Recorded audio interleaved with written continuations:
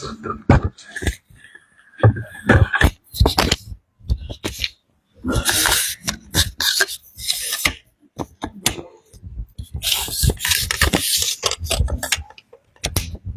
श्री राम।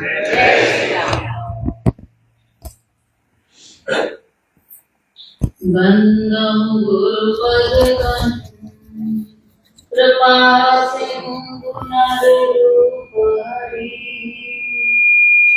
महामोहतम कुंज जासु वचन रविकर निकर सियावर रामचंद्र प्रभु जय श्री राम।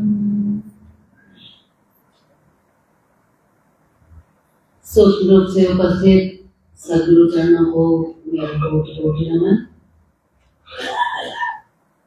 उपस्थित आप सभी लोगों को मेरा सादर नमन।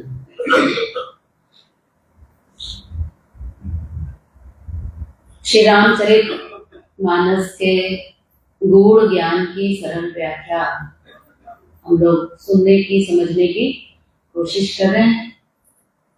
मानस एक ऐसा ग्रंथ अगर देखा जाए तो हमारे पूरे जीवन को दिशा देने के लिए अपने आप में पूर्ण रूप से समर्थ है।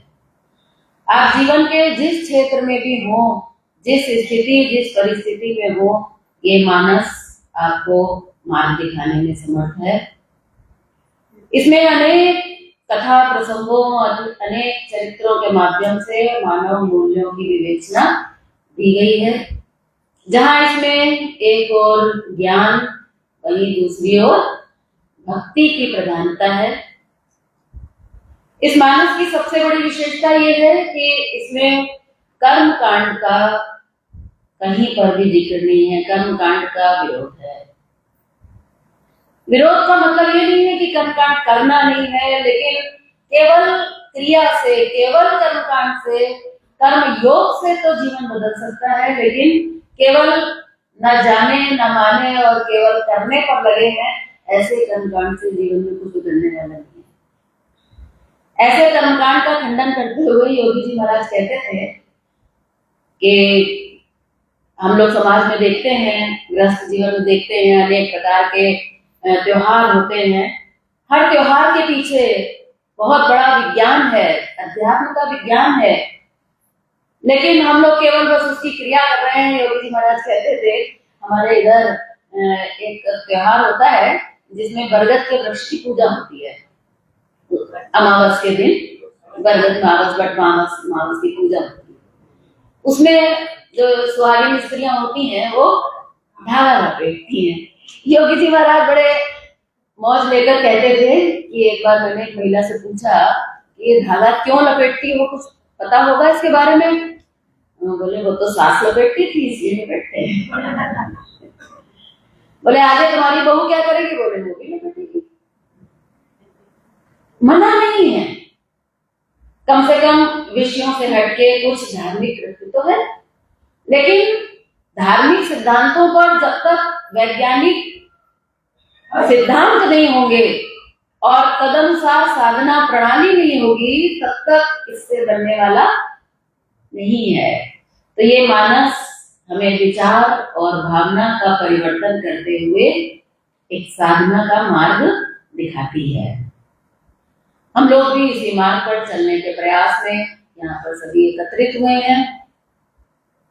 7 दिन के शिविर में आप लोग जाते हैं तो रामचरितमानस पर आधारित तप सेवा सुमिरन के मूल सिद्धांतों की बहुत विस्तार से व्याख्या आप लोग को जानने को और सुनने को मिलती है।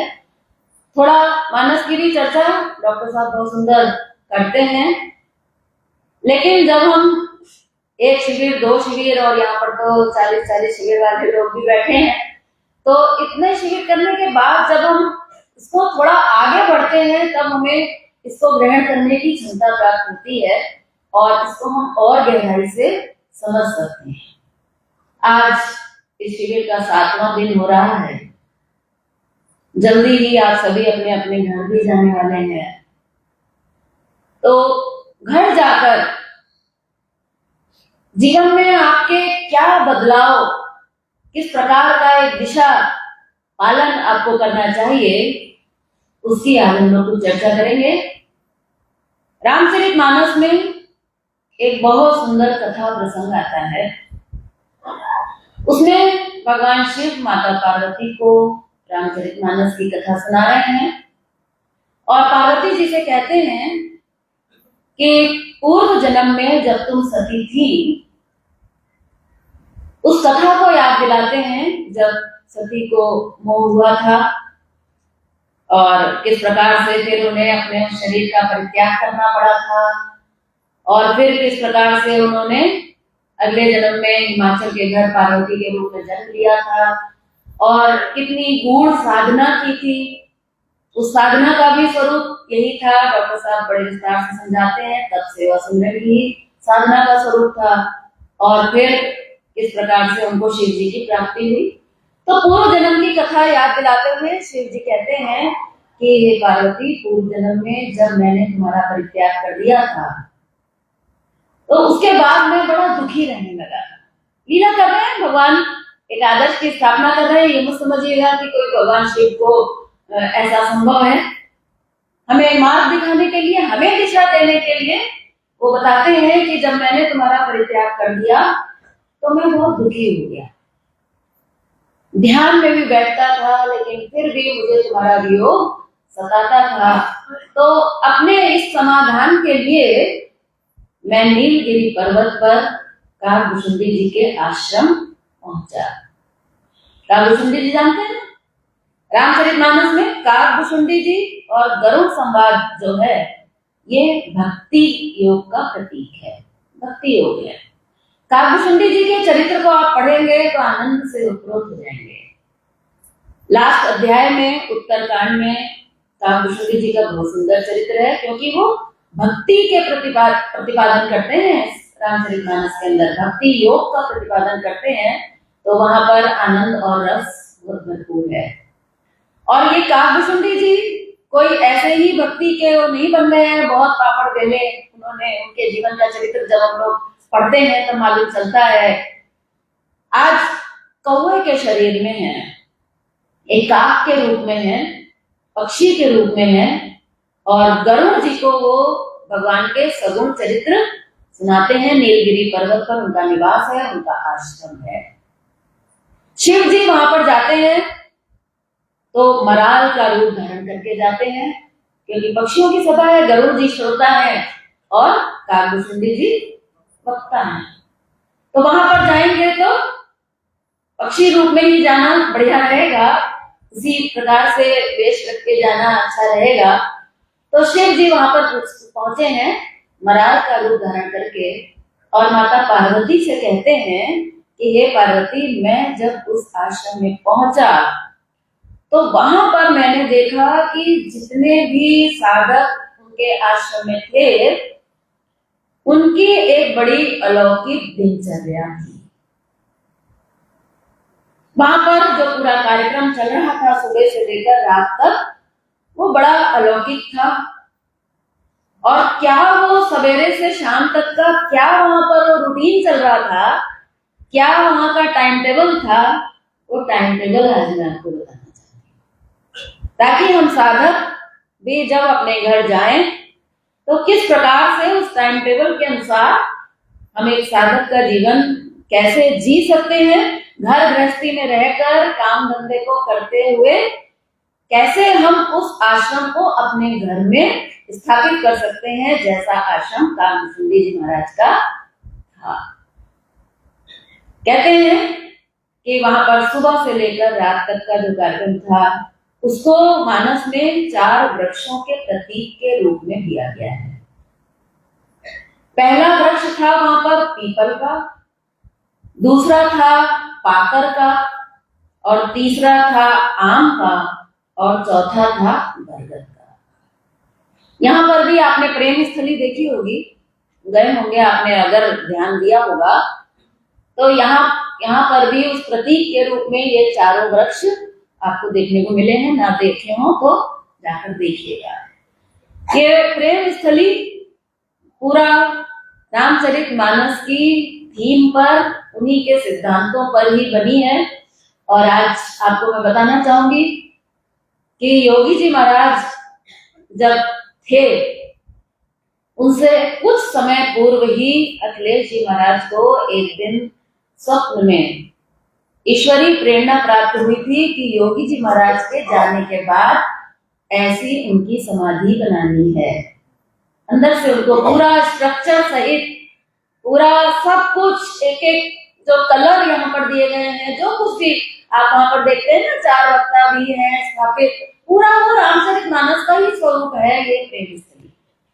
इसके आधार पर अखिलेश जी महाराज को प्रेरणा हुई और उसके काफी जल्दी ही, कुछ ही समय में योगी जी महाराज का शरीर पूरा हुआ और अखिलेश जी महाराज ने ठीक वैसे ही इस समाधि का निर्माण कराया। खैर, तो ये 4 वृक्ष आपको यहाँ पर भी देखने को मिलेंगे। ये 4 वृक्षों की साधना है। क्या है ये साधना? तो कहते हैं, पीपर तरुतर ध्यान सुधरई, जाप यज्ञ पाकर कर करई, आम छाम कर मानस पूजा, तज हरि भजन काज नहीं दूजा, बट तर कह हरि कथा प्रसंगा, आवई सुनई अनेक विहंगा।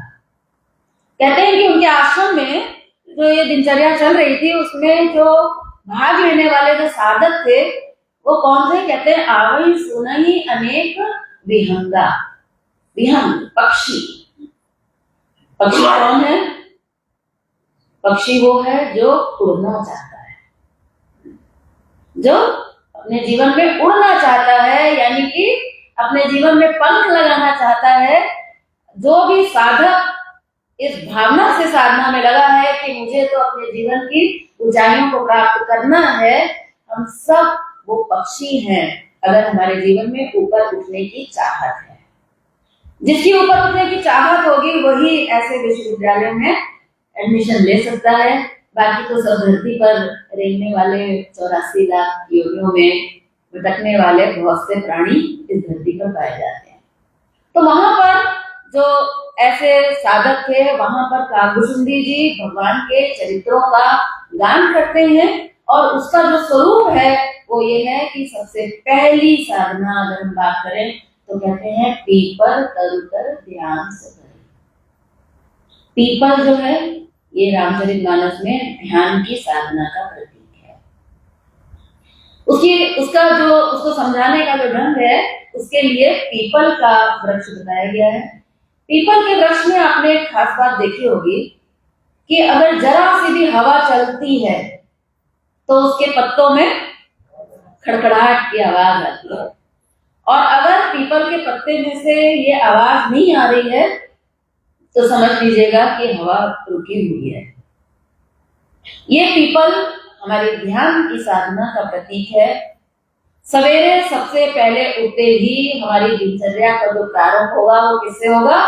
पहली साधना ध्यान से। आप लोगों को बताया गया है बड़े विस्तार से, सवेरे उठना है और सबसे पहले ध्यान में भी बैठ जाना। अभी तक आपसे कहा गया है कि उठो और अपने बिस्तर पर ही, शिविर में यही सुना है। आज मैं आपसे कह रही हूँ कि उठो और बिस्तर छोड़कर थोड़ा सा अलग बैठकर ध्यान करना शुरू करो। हमेशा छोटी क्लास में तो नहीं रहना है ना, तो शुरुआत थी जब बिस्तर पर ही ध्यान कर रहे थे, तो शुरुआत थी जिंदगी भर बिस्तर पर ही बैठ के ध्यान करोगे क्या? जिस बिस्तर पर आप रात भर सोए हो उसमें नींद के वाइब्रेशन है, आलस से घुसा हुआ है, तो ठीक है, शुरुआत करने के लिए बहुत बढ़िया है, लेकिन आगे बढ़ने के लिए आप कोशिश करें कि उस स्थान को थोड़ा छोड़कर ध्यान का अभ्यास करने का सोचा जाए। तो ये पहली साधना है। ये पीपल का वृक्ष और ये ध्यान की साधना हमें बताती है कि जब हमारा ध्यान हो तो जरा सा भी विषय की वायु चले और हमारा मन खड़खड़ा जाए, हमारा मन विचलित हो जाए, यहाँ से हमारी ध्यान की साधना शुरू होती है। जब हम शुरू में बैठते थे, शुरुआती अवस्था हमारी क्या थी कि जरा सा कोई विचार आ गया, जरा सी कोई बात याद आ गई, जरा सा कुछ हुआ तो हमारा मन, इंद्रियां सब चंचल हो उठते हैं। ये विषय रूपी वायु है जो हमारे मन को विचलित कर देती है। तो उससे हमें आगे बढ़कर अपने आप को उस स्थिरता में ले जाना है जैसे निर्वात स्थान में पीपल का वृक्ष होता है। ध्यान में हमें उस स्थिति को प्राप्त करनी है जहां हम बैठे और ध्यानम निर्विषय होना, ध्यान निर्विषय हो जाए, उस शून्य अवस्था को हम प्राप्त हो जाए, जिस शून्य अवस्था का और जिस ध्यान का हम लोग बड़े विस्तार से चर्चा सुन चुके हैं। ये है सबसे पहली साधना कि उठिए और ध्यान में बैठिए। ब्रह्म मुहूर्त हो तो और भी अच्छा, लेकिन बिस्तर छोड़ने से पहले एक बार ध्यान का अभ्यास अवश्य होना चाहिए। तो यही साधना कामचुंडी जी के आश्रम में पहली साधना के रूप में चल रही थी। इसके बारे में विस्तार से चर्चा की जा चुकी है, इसलिए मैं इसको यहाँ पर ही ड्रॉप करूंगी। आगे दूसरी साधना कहते हैं कि जाप यज्ञ पाकर कर करे। बहुत गहरी और बहुत बड़ी साधना है मानस में। कहते हैं जाप यज्ञ, दूसरी साधना है प्रभु के नाम का जाप, और इसको मानस में जाप यज्ञ कहा गया है। गीता में भगवान कृष्ण ने भी क्या कहा है? यज्ञानाम जप यज्ञो अस्ति। यज्ञ की तुलना मानस में भी और गीता में भी किससे की गई है? नाम जप को यज्ञ से तुलना की गई है। तो कहते हैं कि वहां पर पाकर का वृक्ष है। पाकर अगर कुछ लोग न जानते हो तो पाकर एक ऐसा वृक्ष होता है जिसमें जो फल लगता है उसमें अनंत करोड़ों बीज होते हैं, अनंतता का वो प्रतीक होता है। पाकर के वृक्ष के नीचे आप देखेंगे तो कभी आपको सफाई नहीं मिलेगी। उसके फल पकते हैं, जमीन पर गिरते हैं और पूरा फैल जाते हैं, उसके अंदर अनंत जीव होते हैं। तो इसकी तुलना नाम से की गई है, नाम जप। नाम जप की साधना रामचरितमानस में ध्यान से भी ऊपर की साधना है। ध्यान अगर हमें निर्गुण की ओर ले जाता है, ध्यान अगर हमें ज्ञान की अनुभूति कराता है, तो नाम जप हमें भक्ति का रस देने वाला है। लेकिन आज सारी दुनिया राम राम राम राम करती है। मैंने देखा है लोग लगे लिए रहते हैं ना, काउंटर को लिए रहते हैं और राम राम जपते हैं। बहुत से लोग राम राम लिखते हैं। लेकिन योगी जी महाराज कहते थे आज जितना नाम किया जा रहा है हमारे हिंदुस्तान में, उतना नाम का प्रभाव देखने को नहीं मिल रहा है। क्यों नहीं मिल रहा है और क्या है ये नाम जप की साधना, इसको थोड़ा सा संक्षेप में आइए हम लोग समझने की कोशिश करते हैं। कहते हैं कि सवेरे आप उठे, आपने ध्यान किया, उसके बाद आपने अपना थोड़ा बहुत जो घर का काम धंधा है सुबह का वो सब किया, नित्य कर्म किया, स्नान किया। स्नान करने के बाद थोड़ी देर विशेष रूप से बैठकर, चाहे आप 10 मिनट ही करें, चाहे आप एक माला ही करें, चाहे आप माला से करें, चाहे आप उंगली पर करें, लेकिन थोड़ा नाम जप का अभ्यास हमें करना चाहिए। कहते हैं यज्ञ नाम जप यज्ञोस्मि। यज्ञ करते हैं हम लोग रोज यहाँ पर। कैसे करते हैं? कुछ संविदा होती है, कुछ सामग्री होती है, और मैंने देखा जब पूर्णाहुति होती है तो सारे लोग टूट पड़ते हैं कि बस कैसे मैं सामग्री उस अग्नि में डाल दूं। तो आधे लोग तो दूसरों के सिर पे ही डाल देते हैं, जमीन पे ही डाल देते हैं। उन्हें ऐसा लगता है कि बस अगर ये सामग्री हमने अर्पण कर दी तो हमारा सब कल्याण हो जाएगा। यही समझते हैं ना। यज्ञ का ये स्वरूप नहीं है। यज्ञ में हम क्या कहते हैं? इदम अग्ने इदम। हे प्रभु, ये जो कुछ अभी तक मेरा था ये मैं अब आपको अर्पण कर रहा हूं, अब ये मेरा नहीं रहा। इसको कहते हैं यज्ञ। हम जो यहाँ सामग्री अर्पण करते हैं, क्या वो आपकी थी जो आपने अर्पण की? योगी जी महाराज कहते थे किसी भी यज्ञ में जाओ तो अब एक चम्मच सामग्री, तो हम एक मुट्ठी सामग्री घर से तो नहीं लेके जा सकते हैं, लेनी तो हमें वहीं से पड़ेगी। तो कहते थे कि अगर तुम ये यज्ञ भी कर रहे हो, अगर तुम्हें एक चम्मच सामग्री अर्पण करनी है तो एक चम्मच सामग्री का कम से कम धनराशि तो वहां रख दो। कम से कम 2 रुपया, 5 रुपया, 10 रुपया कुछ तो वहां रख दो। बिना रखे सामग्री अर्पण करने का सच पूछो तो हमें अधिकार ही नहीं है। हम झूठ बोल रहे हैं, दूसरे का सामान लिया और अग्नि में डाल दिया, नहीं बनेगा। तो ये तो है यज्ञ का छोटा स्वरूप, जहां पर हम अपनी वस्तुओं को अग्निदेव को अर्पण करते हैं। जहां हम अपने भोजन को, घी को, मेवा को हम अग्नि को अर्पण करते हैं और कहते हैं कि प्रभु ये मेरा नहीं है। तो फिर ये नाम जप की तुलना यज्ञ से क्यों हुई? नाम जप में हम ऐसा क्या दे देते हैं? रामचरितमानस में नाम जप को समर्पण योग, ज्ञान योग, कर्म योग, भक्ति योग, और इन तीनों का फल अगर कुछ है तो वो है समर्पण योग। तो ये समर्पण योग को कैसे कहा गया? नाम जप से कैसे कहा गया? नाम में एक साधक अपने आप को प्रभु को दे देता है।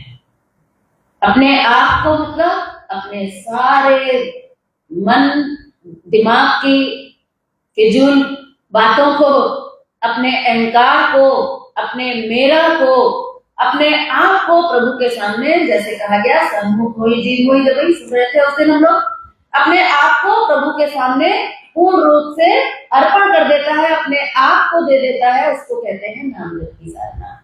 इसको रामचरितमानस में बालकांड में बहुत प्रारंभ में ही, शुरुआत में ही गोस्वामी तुलसीदास जी मानस का आरंभ करने से पहले ही, क्योंकि तुलसीदास जी क्या है, वो भी समर्पण योग के स्वामी है, तो वो वहीं से शुरू करते हैं, सबकी वंदना करते हैं, फलों की वंदना करते हैं, सबकी वंदना करने के बाद वो प्रभु के नाम की वंदना करते हैं। और वहां पर प्रभु के नाम का जो गुणगान गाया गया है वो बहुत सुंदर गाया गया है। कहते हैं कि भगवान का नाम भगवान से भी बड़ा, सभी जानते हैं। रामचरितमानस में बहुत सुंदर वर्णन है कि भगवान राम ने तो गिने चुने कुछ लोगों को तारा, कहीं शबरी को तारा, इंडिया को, केवट को, ऐसे कुछ आप उठाएंगे मानस तो हो सकता है 50, 60, 100 कुछ मिल जाए आपको कि किसको किसको तारा। लेकिन भगवान के नाम ने किसको तारा? कहते हैं भगवान के नाम ने तो करोड़ों लोगों को तार दिया। और खास बात यह है कि कलयुग केवल नाम पधारा। कहते हैं कि कलयुग में भगवान के नाम से बढ़कर और कुछ भी नहीं है।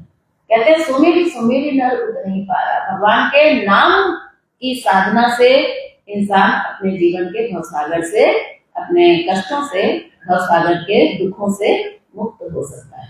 नाम की महिमा को आगे बढ़ाते हुए गोस्वामी तुलसीदास जी कहते हैं बंदहु नाम। अब मैं आपको बताने जा रही हूँ कि राम राम करने और इस राम नाम जप की साधना में अंतर क्या है। ऐसे कितने लोग हैं जो हर समय राम राम राम राम जपते ही रहते हैं। तो उस राम राम केवल करने में, क्रिया करने में और इस नाम जप की साधना में क्या अंतर है, तो उसको समझाते हुए गोस्वामी तुलसीदास जी कहते हैं बंदहु नाम राम रघुवर को। कहते हैं हे राम का नाम, जो रघुवर हैं, जो भगवान राम जो अयोध्या में पैदा हुए, ऐसे उन राम के नाम को, जो राम के नाम से है, उस नाम को मैं वंदना करता हूँ। लेकिन आगे क्या कहते हैं, आगे जो बात है वो बड़ी खास है। कहते हैं बंदहु नाम राम रघुवर को हेतु कृषाणु भानु किंकर। कहते हैं कि जब तक आपने ये नहीं समझा कि नाम क्या है, बिना जाने, बिना समझे, बिना माने अगर आपने केवल क्रिया की तो रिजल्ट नहीं आएगा।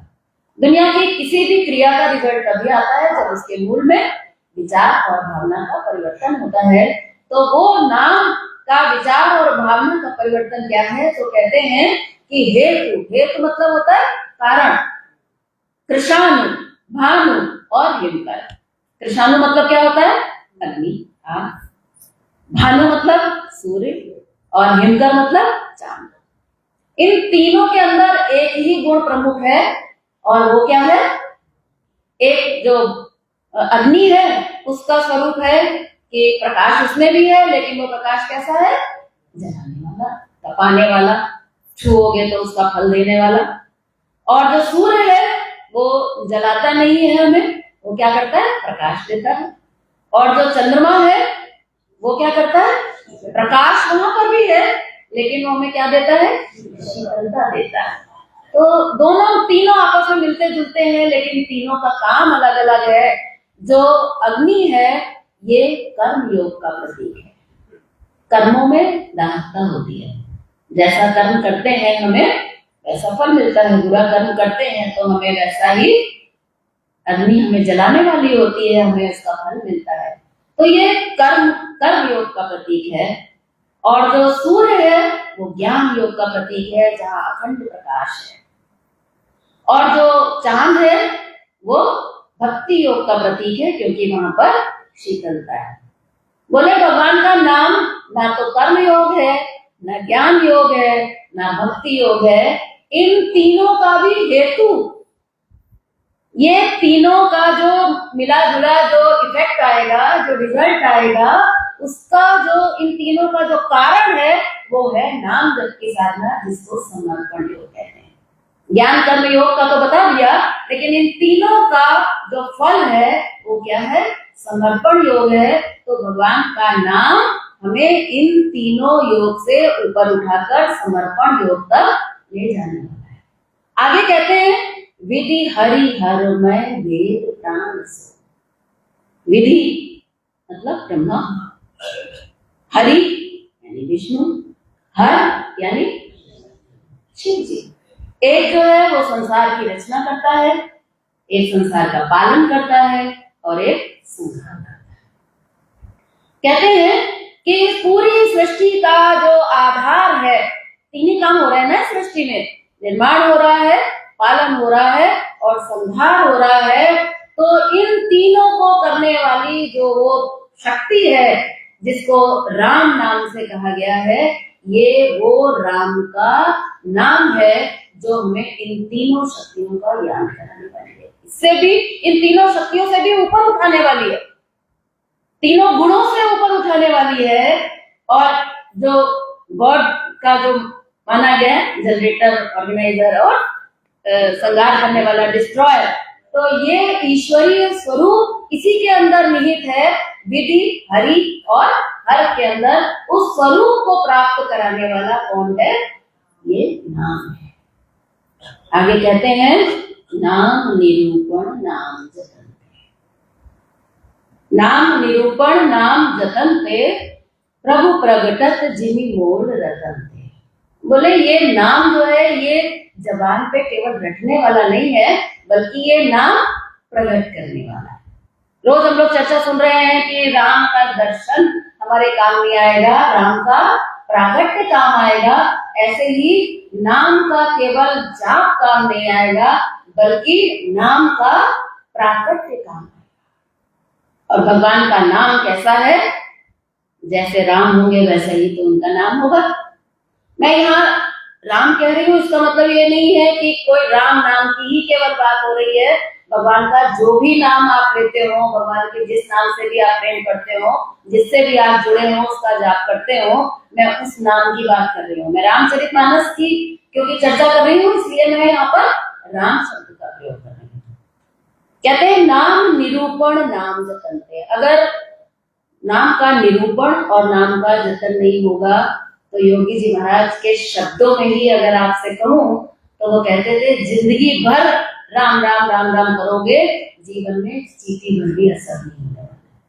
योगी जी महाराज से बहुत पुरानी अपना अनुभव बताया करते थे कि बहुत बीमार रहते थे। गुरु जी से मिलने से पहले योगी जी बहुत बीमार रहते थे। कोई मिला, किसी ने कहा कि तुम्हारी बीमारियां तो तब जाएंगी जब तुम राम राम राम राम जपो। बोले ठीक है, कितना जपना है? तो उन्होंने कुछ बताया, 25,000 कितना बताया कि इतना जपो। तो बोले जब यही औषधि है, जब इसी से ठीक होना है तो क्या 25,000 जपना, 50,000 जपेंगे? योगी जी महाराज बताते थे अनेक वर्षों तक उन्होंने जितना कहा गया था उसका दुगना राम राम राम राम किया। बोले चींटी भर भी जीवन में परिवर्तन नहीं आया, लेकिन दमदार थे योगी जी महाराज, दमदार थे। कहते थे कि मैंने माला रख दी। अगर माला रखने की स्थिति हमारी आ जाए कि हमारा परिवर्तन नहीं हो रहा है, करे जा रहे हैं, जिस काम से रिजल्ट नहीं आ रहा हम वही काम करे जा रहे हैं ना, दवाइयां खाए चले जा रहे हैं, रोग ठीक नहीं हो रहा है लेकिन फिर भी खाए चले जा रहे हैं, शुगर ठीक नहीं हो रही है लेकिन दवाई जिंदगी भर खाएंगे। अगर आपके जीवन में एक दिन ऐसी स्थिति आ जाए कि ये ठीक नहीं हो रही है, इससे ठीक नहीं होगा, रख दें, अगर आप हिम्मत पड़ जाए तो उस दिन आपको कोई बताने वाला मिल जाएगा। योगी जी महाराज ने बताया कि जब उन्होंने फिर रामचरितमानस का ज्ञान अपने गुरु से प्राप्त किया, तब उन्होंने समझ में उनके आया कि जब तक नाम का निरूपण नहीं होगा कि भगवान का नाम है क्या, जब तक हमने ये नहीं समझा। और बहुत से लोग राम राम राम करते हैं तो अपने सामने राम जी की तस्वीर बना लेते हैं और उसका नाम करते हैं, लेकिन वास्तविकता ये है कि भगवान के नाम का निरूपण ये है कि भगवान सच्चिदानंद है। बार बार आपको बताया जा रहा है ईश्वर का केवल एक स्वरूप है और वो क्या है, सच्चिदानंद। जब तक हम खाने से ताकत मानते रहेंगे तब तक हमारे नाम का प्रगट नहीं हो सकता। जब तक हम धन से सुख मानते रहेंगे तब तक नाम का प्रगट नहीं हो सकता। जब तक आप किताबों में शास्त्रों में ज्ञान ढूंढते रहेंगे तब तक नाम का प्रगट नहीं हो सकता। जब तक आप दुनिया को अपना मानते रहेंगे तब तक प्रेम का प्रगट नहीं हो सकता। बार बार यही बताया जा रहा है आपको कि अपने अंदर से जुड़ना है। अंदर है वो स्वास्थ्य, शक्ति, आनंद, ज्ञान और प्रेम, और उस अंदर वाले का ये नाम है जिसका हमें निरूपण करना है। जब हम राम का नाम लें तो हमारे अंदर एक अथाह सच्चिदानंद की लहर उठनी चाहिए। जैसे अगर आप मान लीजिए नदी का नाम जपें, आप कहें नदी, तो क्या होगा, जैसे आप नदी कहेंगे तो नदी का पूरा स्वरूप आपके आंखों के सामने आएगा। लेकिन जब आप राम का नाम जपते हैं तो आपके सामने राम की फोटो आती है, राम की मूर्ति आती है, राम राजकुमार रूप में आते हैं। कभी सच्चिदानंद के रूप में आते हैं क्या? कि ये नाम हमें अखंड स्वास्थ्य से भर सकता है, ये नाम हमें अखंड आनंद, ज्ञान और प्रेम से भर सकता है, ऐसा निरूपण होता है क्या हमारा? तो रामचरितमानस कहती है कि जब तक नाम का निरूपण नहीं होगा तब तक इसका प्रभाव पड़ने वाला नहीं है। अगर आपने जान लिया कि भगवान का नाम क्या है और उसके बाद आपने उसका जतन किया, नाम निरूपण, नाम जतन, अब जतन करना है जानने के बाद। जतन करने के लिए मानस में 3 प्रक्रिया बताई गई है। पहला है राम राम रट, दूसरा है राम राम जप और तीसरा है राम राम। 3 स्थितियां हैं। सबसे पहले साधक क्या करता है, माला ले लेता है, राम राम रटता है। कहां से रटता है? जुबान से। उसका बाकी कहीं से कोई संबंध नहीं होता है। माला चल रही हो सकता है दिमाग रसोई में हो, ये हो सकता है। क्यों? क्योंकि उसका संबंध केवल जुबान से है, रट रहा है वो, केवल तोते की तरह ही रट रहा है, राम राम रट। लेकिन अगर आपका ये रटन निरूपण के साथ अगर शुरू हो जाए तो कहते हैं फिर दूसरी स्थिति आएगी कि राम राम राम जप। ये नाम आपका जो केवल जबान पे चल रहा था, ये धीरे धीरे कब आपके हृदय में उतर जाएगा आपको पता नहीं चलेगा, और तब भी आप राम राम तो करेंगे लेकिन वो केवल जबान से उतरकर अंदर तक आपके चला जाएगा। और फिर कहते हैं राम राम राम। उसके जब तक रमेंगे नहीं, जब तक शून्य अवस्था नहीं आएगी तब तक उस परमात्मा से संपर्क नहीं है, ये तो अच्छी तरह जान लीजिएगा। जब तक नाम करने वाला बना है तब तक जपने वाला करने वाला कौन है? मैं। जहां मैं है वहां करीबी। ये शब्द तो जिंदगी में हमेशा याद कर ही लीजिएगा। ये सूत्र तो कबीरदास जी का अच्छी तरह से हृदय में उतार ही लीजिएगा कि मैं रहते रहते ईश्वर से संपर्क संभव नहीं है। तो ये जो नाम राम रम की स्थिति आएगी, जब आप अंदर रम जाएगा वो नाम, तो माला भी छूट जाएगी, नाम भी छूट जाएगा और वो नाम अंदर चला जाएगा, शून्य अवस्था को प्राप्त होगा और वो नाम हमारी चेतना में जाकर रम जाएगा। ये है नाम जप का एक बहुत सरल सीधा स्वरूप, जिसको समझे बिना इस साधना का प्रागट्य, इस ईश्वरीय स्वरूप का प्रागट्य होने वाला नहीं है। तो ये दूसरी साधना मानस में बताई गई है। अगर आप इसको बहुत विस्तार से जानना चाहते हैं तो तप सेवा सुमिरन किताब में इसका पूरा चैप्टर दिया हुआ है। बहुत विस्तृत है ये विषय, इतना आसान नहीं है, इसमें बहुत समझने की आवश्यकता है, लेकिन आप इसको और भी विस्तार से वहां पर देख सकते हैं। ये नाम जप की साधना के लिए बहुत लंबा समय नहीं देना है, थोड़ा थोड़ा हमें अभ्यास करना है।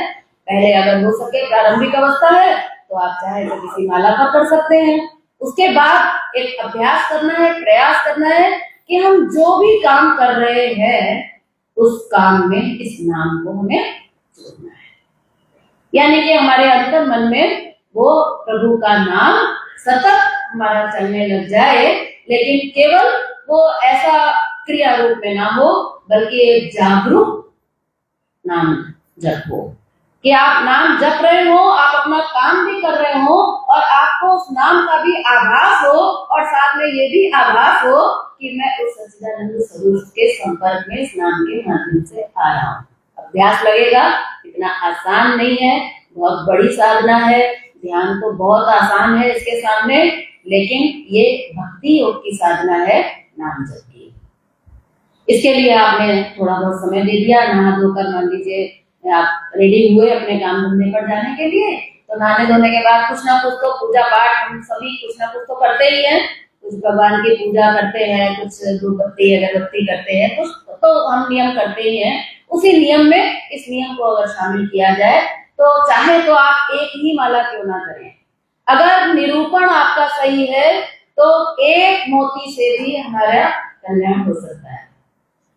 अगर हमारा निरूपण सही है तो उल्टा नाम जप कर भी वाल्मीकि जैसे कल्याण को प्राप्त कर सकते हैं, वरना करोड़ों नाम जपने पर भी उस नाम का असर हमारे जीवन में दिखाई नहीं देगा। तो ये नाम की साधना दूसरी है, जिसके लिए पाकर का वृक्ष है कि कितना करना है। लोग पूछते हैं आप कितना करना है, इसकी कोई लिमिट नहीं है।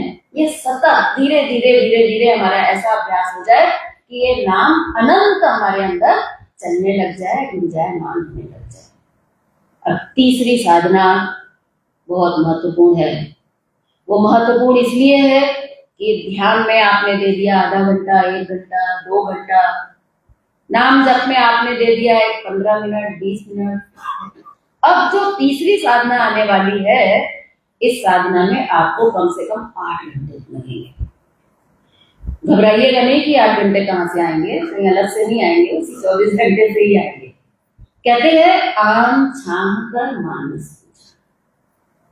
तीसरी साधना क्या है? मानस पूजा, मानसिक पूजा, और इसका प्रतीक आम का वृक्ष है। दुनिया में जितने भी फल आप खाते हैं, देखे हैं आपने, वो सारे फल ऐसे होते हैं कि छीलो, काटो और खा लो। लेकिन आम का एक फल ऐसा होता है जिसको हम छील काट के खा नहीं जाते हैं, बल्कि उसकी गुठली जब हम खाते हैं, चूसते हैं, तो मुंह के अंदर लेने के बाद भी उसको बाहर ले लेकर बार बार खाते हैं, बार बार खाते हैं। ये बड़ा रसपूर्ण साधना है, इसीलिए इसकी तुलना आम से की गई है। बहुत सुंदर व्याख्या करते हुए योगी जी महाराज ने बताया कि सवेरे जब आप नहाने धोने के बाद अपने घर से काम धंधे के लिए निकले तो क्या कहते हैं? आम छाम कर मानस पूजा, तजी हरि भजन काज नहीं पूजा। याद रखिएगा, जिंदगी में दूसरा कोई काम करने को है ही नहीं। जो भी काम हम करते हैं, 8-10 घंटे के लिए घर से निकले हैं, तजी हरि भजन, भगवान के काम के अलावा दूसरा कोई काम है ही नहीं। कौन सा भगवान का काम है? जो काम हम करने जा रहे हैं। यानी कि जो भी काम हम करते हैं, गृहिणी हो, चाहे विद्यार्थी हो, चाहे बिजनेसमैन हो, चाहे नौकरी पेशा हो, जहां भी जिस भी फील्ड में हम हैं और जो भी हम काम कर रहे हैं, वो सब काम हम प्रभु के भाव से करने हैं। गीता में भगवान कृष्ण ने कहा कि या तो अहंकार को छोड़कर कर्म करो, निष्काम भाव से कर्म करो, और या फिर प्रभु को अर्पण करके कर्म करो। गीता में भगवान कृष्ण कहते हैं कि जब तुम कर्म करते हो तो तुम्हारे ऊपर उसका बड़ा प्रभाव पड़ता है, उस प्रभाव को छोड़ना बड़ा कठिन होता है, फल को छोड़ना बड़ा कठिन होता है। तो बोले कि एक सरल काम ये हो सकता है कि तुम फल के लिए कर लो। हमारा मन नहीं मानता है बिना फल के काम करने का, तो तुम फल के लिए काम कर लो, लेकिन जब वो फल प्राप्त हो तो वो प्रभु को अर्पण कर दो। ये तो हो सकता है, फल को तो प्रभु को अर्पण कर सकते हो। बच्चे ने पढ़ाई की, एक तो है कि बच्चे को कोई फल की आकांक्षा ही नहीं है, पास हो फेल हो क्या फर्क पड़ता है। दो तरह के बच्चे हैं, कुछ बच्चे ऐसे हैं जिन्हें पास हो फेल हो कोई फर्क नहीं पड़ता तो वो फेल ही हो जाते हैं।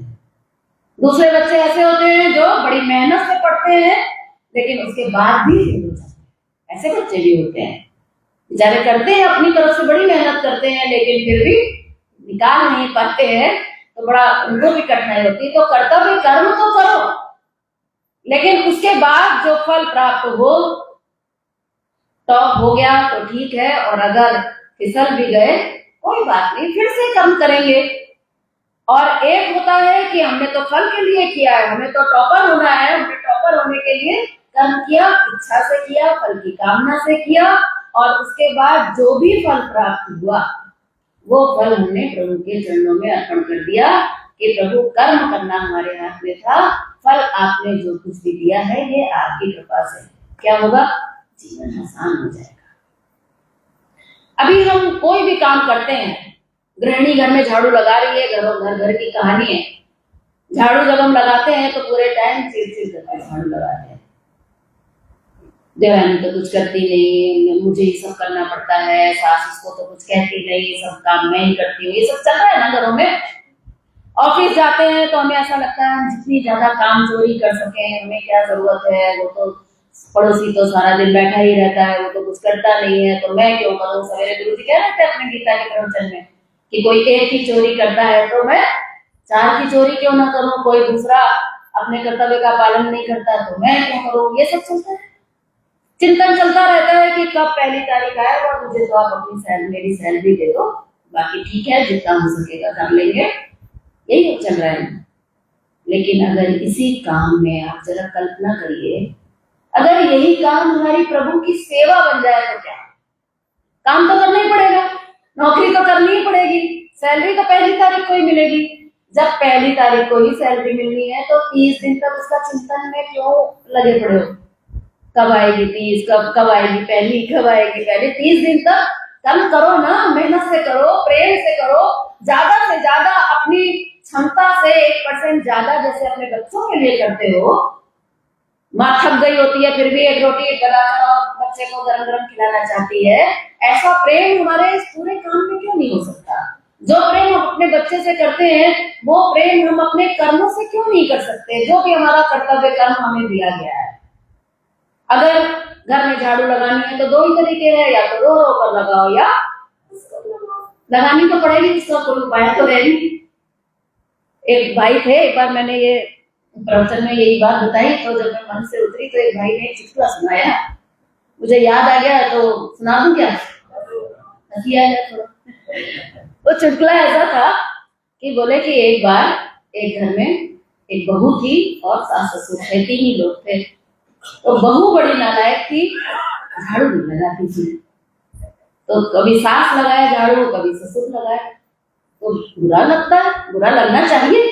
सास ससुर को भी थोड़ा बुरा लगता था कि ये नालायक है, सो के नहीं उठती या घर में झाड़ू तक नहीं लगाती, खाना बनाना तो दूर, झाड़ू तो कम से कम लगा। तो उन लोगों ने आपस में तय किया कि काम करते हैं, इसको कुछ तो नीचा दिखाएं, कुछ तो ऐसा करें कि इसको कुछ तो शर्म आए। तो बोले कि आपस में तय किया कि कल जब वो बाहर निकलेगी तो हम लोग आपस में लड़ेंगे।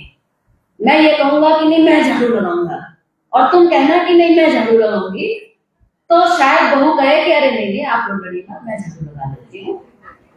तो उन लोगों ने ऐसी प्लानिंग की और अगले दिन जब बहू बाहर निकली तो ये लोग लड़ने लगे। हुआ क्या पता है? बहू बोली इतनी देर से मैं सुन रही हूँ आप लोग लड़ रहे हो, ऐसा क्यों नहीं कर लेते, एक दिन आप लगा लो, एक दिन आप लगा लो।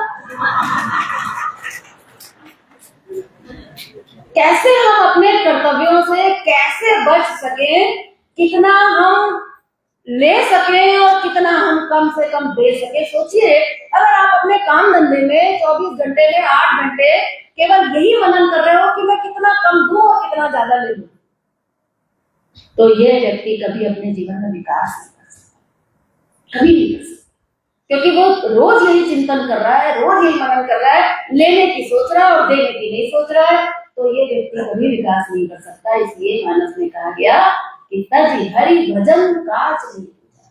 अगर आप उसी घर में झाड़ू लगाते समय इसको भगवान का मंदिर मान लें तो आपको उस काम में इतना आनंद आएगा कि पहले आप एक कमरे की झाड़ू लगाकर थक गए थे, अब तो आप झाड़ू लेके देवरानी जेठानी और सास बहू के भी कमरे में पहुंच जाइए, वहां पे झाड़ू लगा लेंगे।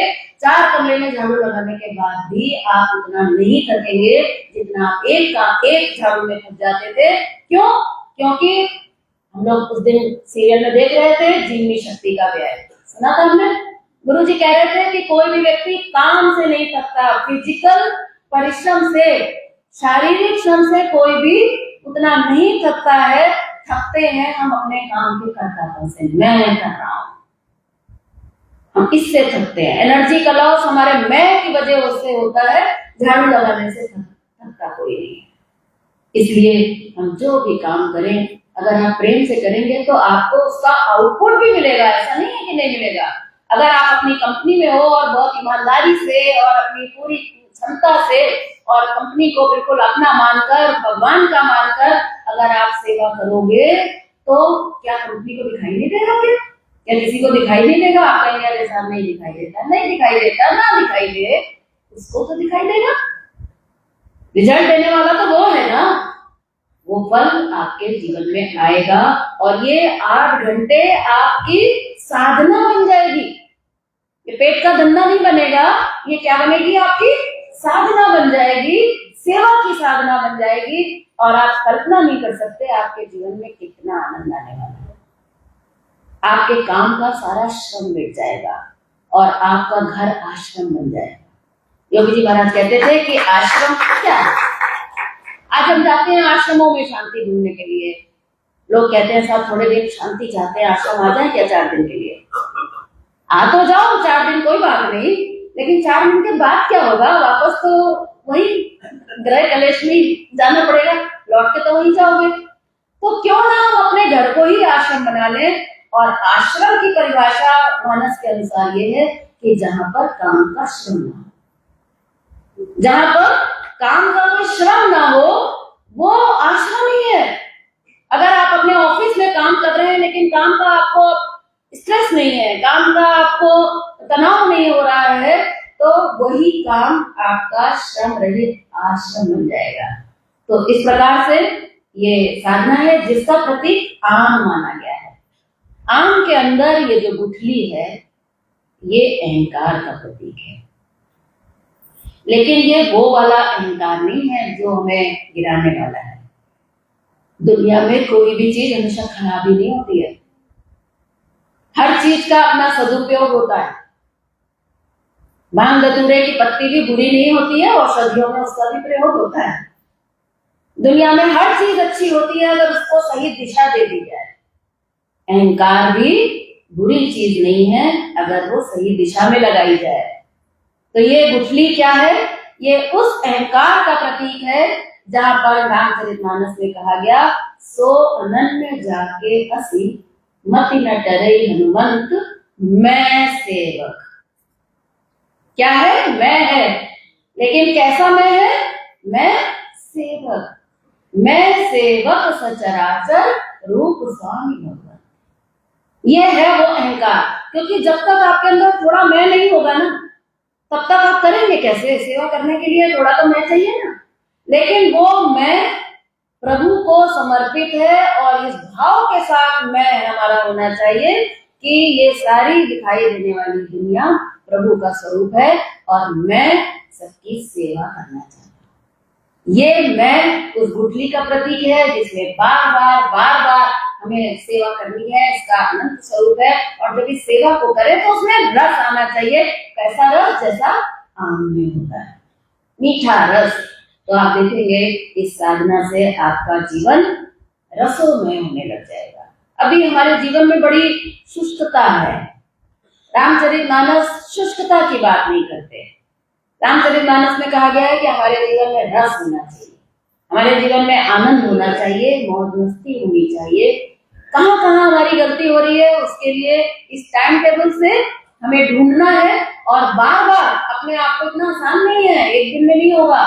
जहां सामने वाला काम चोरी करेगा तो तुरंत हमें दिखाई देगा, जहां सामने वाला बुरा कहेगा तुरंत हमारे ऊपर चोट लगेगी। लेकिन हमें अभ्यास करना है, बार बार अपने आप को दिशा देनी है कि तज हरि भजन काज नहीं पूजा। कोई भी काम भगवान की सेवा के अलावा और कुछ भी नहीं है। इसका एक रिजल्ट बहुत बड़ा आपको ये मिलने वाला है। योगी योग साधना में एक चैप्टर था, शायद जानना और मानना एक चैप्टर है, शुरू में ही है। तो अखिलेश जी महाराज इसकी जब डिक्टेशन लिखवा रहे थे, व्याख्या लिखवा रहे थे, तो ये चैप्टर उन्होंने पूरा कर दिया था। फिर बाद में काफी आगे बढ़ने के बाद बोले कि एक इसमें नई बात ऐड करनी है, वापस आओ। और तब उन्होंने उसमें एक बात ऐड करवाई थी, जिन्होंने पढ़ी है वो जानते होंगे। उसमें उन्होंने एक बात ये ऐड करवाई थी कि जब हम अपने घर में, अपने बाल बच्चों में, अपने परिवार में, अपने काम धंधे में जब हम भगवान का भाव बनाने लग जाते हैं, सेवा में हम इस प्रकार निपुण हो जाते हैं, तो फिर भगवान आपको सेवा के लिए चुन रहा है। ये बात उन्होंने लिखवाई। तब वो आपको अपने काम के लिए इस्तेमाल करने के लिए, आपको अपने लिए आपका चुनाव करता है और आपको निमित्त बनाकर अपना काम करने लग जाता है। ये है इस सेवा का फल। अभी हम सेवा करना चाहते हैं, लोग कहते हैं कि गुरु जी की कुछ सेवा हो तो बताए, फिर वो गुरु ही उसको अपनी शरण में ले लेता है और तब हम अपने उस दायरे से निकलकर हम गुरु की सेवा में आ जाते हैं। गुरु की सेवा का जीवन में बहुत बड़ा महत्व है। गीता में कहा गया है कि गीता में जब भगवान कहते हैं कि जिससे आपको ज्ञान मिला, जो आपका गुरु है, उसके लिए कहा गया प्रणिपातेन परिप्रश्नेन सेवया। कहते हैं कि जिससे आपने इतना सुंदर जीवन जीना सीखा, उसके प्रति भी आपका कुछ कर्तव्य बनता है कि नहीं? उसकी कृतज्ञता के प्रति भी हमारा कुछ ना कुछ कर्तव्य बनता है। तो बोले पहले तो प्रणिपातेन करो, ऐसे मार्ग दिखाने वाले गुरु के चरणों में समर्पण भाव रखो, उसकी शरण में जाओ, ताकि वो आपको इतना सुंदर ज्ञान दे। और जब वो ज्ञान दे और उस ज्ञान को जब आप अपने जीवन में जीने जाओ और जीवन में समस्याएं आए, तो फिर क्या करो? परिप्रश्न, बार बार अपने संशयों को मिटाने के लिए उससे बार बार प्रश्न करो, अपनी शंकाओं का समाधान करो। इसलिए हमारे प्रत्येक शिविर में शंका समाधान का सत्र जरूर होता है, बार बार समझने के लिए, समाधान करने के लिए हमें परिप्रश्न। और बोले जब आपको ऐसा गुरु मिल जाए और वो आपको रास्ता दिखा दे, आपके शक को दूर कर दे, तो फिर अगली चीज क्या होगी? सेवा। उसकी सेवा में लगो। खाली उसी का कर्तव्य नहीं है कि सारी दुनिया को मार्ग दिखाए, कुछ आपकी भी ड्यूटी बनती है। एक से एक आप सबके जीवन परिवर्तन हो रहे हैं, सबको नया जीवन मिला है। हम में से ऐसे कितने लोग, मैं जानना चाहूंगी, ऐसा अनुभव करते हैं कि अगर इस साधना से नहीं जुड़े होते तो शायद इस दुनिया में नहीं होते है। कुछ लोग ऐसे, जरा ऊंचा सा हाथ खड़ा करें, मैं भी हूं। तो अगर हमको ये नया जीवन मिला है ऐसे गुरु की शरण में आकर, तो हमारा भी कर्तव्य बनता है कि ऐसे गुरु की सेवा में हम भी लगे। और तब हमारी वो स्थिति आएगी जब हम कर्मों के बंधन से मुक्त होने लग जाएंगे। उस दिन हम लोग सुन रहे थे प्रारब्ध से मुक्ति। प्रारब्ध से मुक्ति कोई इतना आसान खेल नहीं है, ये बहुत बड़ा विज्ञान है, इतना आसान नहीं है, लेकिन संभव है। तो उसके लिए ये आम की साधना बताई गई, मानसिक पूजा कि हर काम में, काम तो काम ही है, लेकिन अंदर से मानसिक पूजा। बच्चे के लिए, जब बच्चे की जब सेवा करो तो बच्चे को ऐसा लगना चाहिए कि माँ मुझमें बहुत आसक्त है। योगी जी कहते थे कि पति पत्नी के जब संबंध निभाओ तो ऐसे निभाओ कि एक दूसरे को लगे कि अरे ये तो बिल्कुल आसक्त है। दुनिया वाले जब आपको देखें तो उसे ऐसा लगे अरे जैसा मैं हूँ वैसे ही तो ये भी है, जो मैं कर रहा हूँ वही तो ये भी कर रहा है, इसलिए और मुझे क्या अंतर है? लेकिन अंतर होगा आपके अंदर में, अंतर होगा आपके जीवन के रिजल्ट में। आपका जीवन कैसा होगा उसमें रिजल्ट आपको खूब बखूबी देखने को मिलेगा। तो ये है हमारी इतने लंबे घंटे की साधना, जो करने के बाद अब हम शाम को घर वापस आ गए। घर आइए, अच्छा रहेगा, बहुत बढ़िया कि घर आकर एनिमा लीजिए, स्नान करिए। दिन भर की जो भी विकार है, कुछ गैसेज हैं, कुछ एसिड्स हैं, दिन भर एक ही गद्दी पर बैठे रहे तो गैसेज डेवलप हो जाती हैं, कुछ एसिड्स डेवलप हो जाते हैं, थकान डेवलप हो जाती है। तो तो बढ़िया रहेगी, या नीमा ले लीजिए, नहीं भी ले तो कोई दिक्कत नहीं है। अगर जरा भी जरूरत महसूस हो रही है तो ले लेंगे तो अच्छा रहेगा। उसके बाद बढ़िया ताजे पानी से स्नान करें। 2 बार स्नान की भी बात की गई है, बढ़िया स्नान करें। उसके बाद अब ये तीसरी साधना रात के भोजन से पहले अगर हो जाए तो बहुत बढ़िया। कहते हैं बट तर्क है हरि कथा प्रसंगा। कहते हैं कि ये तीसरी साधना क्या है, ये बरगद का वृक्ष है। बरगद के वृक्ष की एक बहुत खास बात होती है, आपने देखा होगा कि जब उसकी एक डाल गिरती है तो क्या होता है, एक दूसरा बरगद का वृक्ष तैयार होता है। यानी कि ये तो काव्यसुंदरी जी के आश्रम की चर्चा है, प्रतीक रूप में है। वहां पर क्या था, शाम के समय काव्यसुंदरी जी प्रभु के चरित्रों का गुणगान करते थे और सारे लोग आकर, सारे साधक वहां पर आकर सुनते थे। शिव जी भी वहां पर बराल का रूप रख के, हंस का रूप रख के, हंस का रूप मतलब बुद्धि को खोल के बैठना पड़ेगा, बगुला की तरह नहीं बैठना है, हंस की तरह बैठना है। हंस का क्या काम है, विवेक। तो ऐसे विवेकवान बन के हमें बैठना है कि क्या कहा जा रहा है, दिमाग लगाकर समझना है, दिल लगाकर उसको मानना है। जानना और मानना हो गया तो जीवन में परिवर्तन आ जाएगा। और क्या परिवर्तन होगा, तो कहते हैं कि वहां पर काव्यसुंदरी जी जब कथा करते थे तो प्रभु के चरित्रों का गुणगान करते थे, तो जितने शिष्य वहां पर आते थे सुनने के लिए, उनके ऊपर इस कथा के माध्यम से शक्तिपात होता था। शक्तिपात की साधना है जहां गुरु की शरण में हम बैठते हैं और प्रभु के चरित्रों का गुणगान करते हैं। तो अभी तो काव्यसुंदरी जी का आश्रम तो हमें नहीं मिलेगा, ना ही ऐसे हमें वक्ता मिलेंगे, ना ही ऐसा माहौल मिलेगा। हम तो अपने उसी घर जंजाल में फंसे हैं, तो क्या करें, इस साधना को कैसे करें। तो इसके लिए आज के परिवेश में, आज के आधुनिक समय के हिसाब से अगर बात की जाए तो कहते हैं हर ग्रंथ में कहा गया, हर धर्म में कहा गया है कि शाम के समय कुछ न कुछ स्वाध्याय होना। आप लोग तो सब साधक हैं, अगर आप परिवार के साथ जुड़े हैं तो मैं हमेशा कहती हूँ कि शाम को जब घर आए तो उसके बाद बहुत अच्छा रहेगा कि पूरे परिवार के साथ कम से कम एक आधा घंटा, पौन घंटा बैठे। आजकल परिवार पूरा बिखर चुका है, बच्चे अलग कमरे में हैं, वो अलग कमरे में हैं, वो अपने मोबाइल में, वो अपने मोबाइल में, बहुत बिखराव आ चुका है। उसको भी जोड़ने का आपको एक सुनहरा मौका मिलेगा। पूरे परिवार के साथ बैठिए, एक 15-20 मिनट जितना भी हो सके सबके साथ मिलकर सामूहिक ध्यान करिए। सामूहिक ध्यान का महत्व हम लोग सुन रहे थे, परिवार के साथ बैठिए। उसके बाद कुछ प्रार्थना कर लीजिए, नहीं करनी है तो मत करिए, कोई बात नहीं। उसके बाद कोई भी एक किताब उठाइए, कोई जरूरी नहीं है कि तप सेवा सुमिरन की किताब हो, कोई भी ऐसा ग्रंथ हो, रामचरितमानस उठा लीजिए, या कोई भी ऐसा प्रभु का चरित्र जिसमें दिया हो, प्रभु का स्वभाव जिसमें दिया गया हो, जो हमें वैसा बनने की प्रेरणा दे सके, मनुष्य बनने की प्रेरणा दे सके, ऐसे प्रभु के चरित्रों का कुछ ना कुछ अध्ययन होना चाहिए। हम जब इस साधना से जुड़े तो हम लोगों ने जब तक आश्रम में नहीं आ गए तब तक ये नियम अनवरत रूप से हमने उसका पालन किया। शाम को रोज 20 मिनट 25 मिनट ध्यान करते, उसके बाद प्रार्थना करते, उसके बाद एक एक करके जितनी भी आश्रम की किताबें थी वो किताब खोल लेते, एक जन पढ़ता, बाकी लोग सुनते। ऐसे करते करते आश्रम की जितनी किताबें थी वो सारी हम लोगों ने कई कई बार पढ़ ली। तो क्या हुआ, जीवन बदल गया। असली चीज तो जीवन बदलनी थी ना। और जब हम प्रभु के चरित्रों को सुनेंगे तो आपके अंदर एक ऊर्जा पैदा होगी, आपके अंदर एक पॉजिटिविटी पैदा होगी। जीवन के प्रति जो आपकी निराशाएं बढ़ रही हैं, ये निराशाएं कम होने लग जाएंगी, मन प्रसन्न हो जाएगा, बढ़िया खुल के भूख लगेगी। सत्संग करने के बाद उठिए, आराम से बढ़िया प्रसन्न मन से भोजन ग्रहण करिए और उसके बाद रात को प्रभु का नाम लेकर चाहे तो कुछ देर ध्यान करके और फिर हम वापस सो जाए। तो ये रामचरितमानस में जो कथा की ये जो बात की गई है, इसका बड़ा ही महत्व है, बहुत महत्व है इसका। इसलिए हम लोग सुबह शाम आश्रम में सत्संग करते हैं।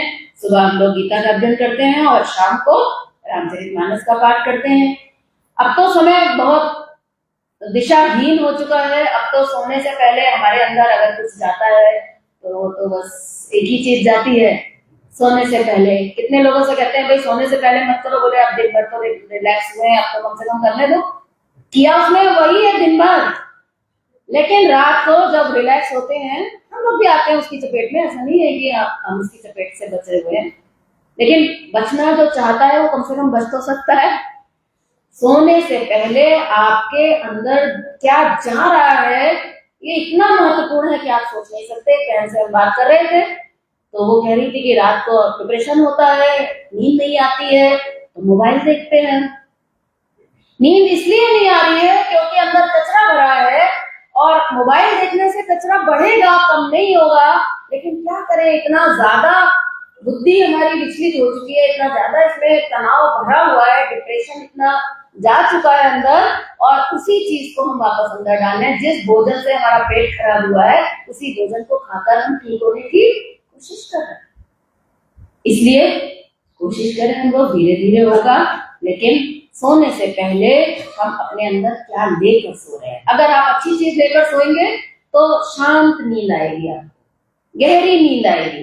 जितना गहरी नींद आएगी उतना ज्यादा समय तक आप अंदर उस परमात्मा के संपर्क में रह पाएंगे, और जब सवेरे सोकर उठेंगे तो उसी मात्रा में ज्यादा से ज्यादा एनर्जी एब्जॉर्ब कर सकेंगे। अभी हम सोकर उठते हैं तो इतने थके होते हैं, मन इतना उदास होता है और एनर्जी नहीं होती है शरीर में, ऐसा लगता है कि फिर से काम में लगना पड़ेगा, मेरे अंदर तो जान ही नहीं है।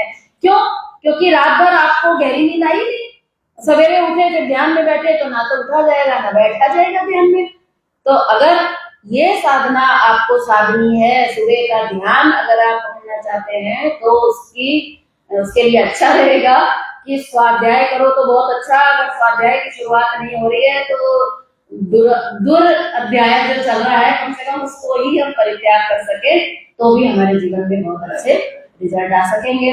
और जब भगवान के चरित्रों का गायन करेंगे तो उन्हीं चरित्रों का हमारे अंदर प्रादुर्भाव होगा। तो शिव जी कहते हैं कि पार्वती, जब मैं वहां गया उस आश्रम में, और जब मैंने ऐसी दिनचर्या वहां पर दिव्य देखी, और वहां पर काकभूषुंडी जी से जो भगवान के चरित्रों का एक कथा चरित्र सुना, तो कहते हैं मेरा सारा दुख भाग गया, मेरा सारा तनाव भाग गया, और वहां से मैं बड़े आनंद के साथ वापस आया।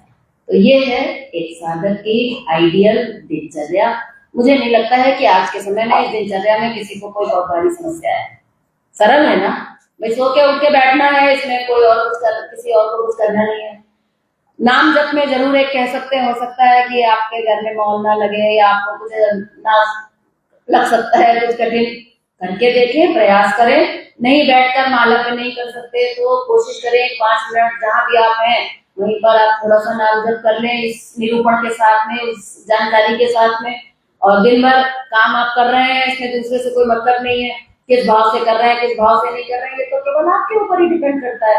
और शाम को अगर परिवार आपके साथ नहीं बैठता है, आपका परिवार का वातावरण ऐसा नहीं है, सब लोग साधना से नहीं जुड़े, तो कोई बात नहीं, आप अकेले कर लो, अकेले ही थोड़ा नहा धो लो, अपना पूजा का जहाँ स्थान हो वहां थोड़ा बैठ जाओ और फिर थोड़ा सा कुछ पढ़ लो। तो कोई जरूरी नहीं है कि पूरा परिवार ही बैठे, नहीं बैठे तो अकेले चलो, ये तो अकेले चलने की रास्ता है, एक ना चलो कहा गया है। इसलिए किसी के पीछे पीछे चलने की कोई आवश्यकता नहीं है। अपने आप से अपने आप को उठाओ, अपने आप से अपने आप को गिराओ नहीं। ये है रामचरितमानस की साधना। आप सभी ने बड़े धैर्य के साथ सुना, इसके लिए आप सभी का बहुत बहुत धन्यवाद।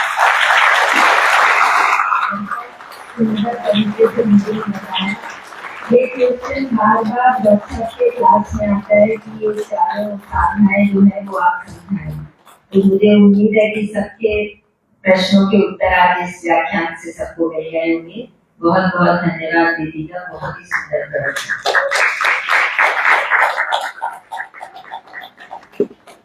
मेरे नाम आप अपनी अरे नहीं,